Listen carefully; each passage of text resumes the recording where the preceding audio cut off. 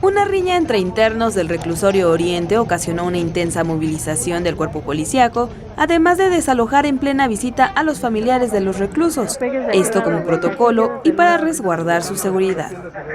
Fue cerca de las 11:30 de la mañana cuando internos del dormitorio anexo 7 intentaron ingresar a los dormitorios 3 y 6, lo que ocasionó que elementos de seguridad ingresaran al penal para controlar la situación.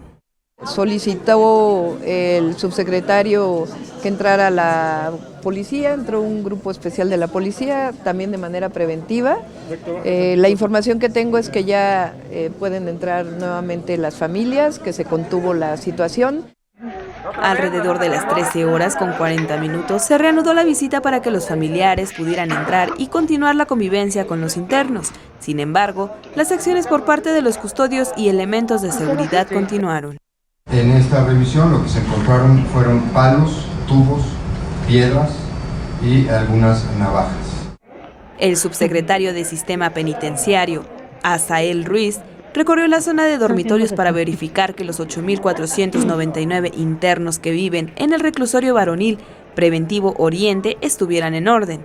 Se calcula que en esta riña participaron de manera activa entre 30 y 40 reos, quienes después de revisar las cámaras serán acreedores a alguna sanción dependiendo de la gravedad de sus acciones, ya que como consecuencia hubo un muerto y varios lesionados.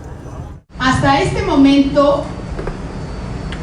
hay una persona fallecida, 2 lesionadas por arma punzocortante y 2 policontundidas, quienes fueron trasladados a los hospitales Belisario Domínguez, Rubén Leñero y Joco. Además, hubo 4 personas privadas de su libertad que resultaron con algunos golpes y fueron atendidas en la unidad médica del centro de reclusión. El personal del reclusorio tiene comunicación con las familias de las personas heridas y del fallecido, quien tenía una sentencia de 27 años por homicidio.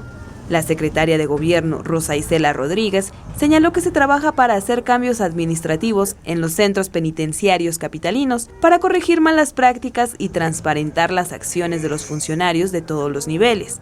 Además, dijo que en esta administración se han trasladado a 170 personas para mantener la tranquilidad en los centros de reclusión.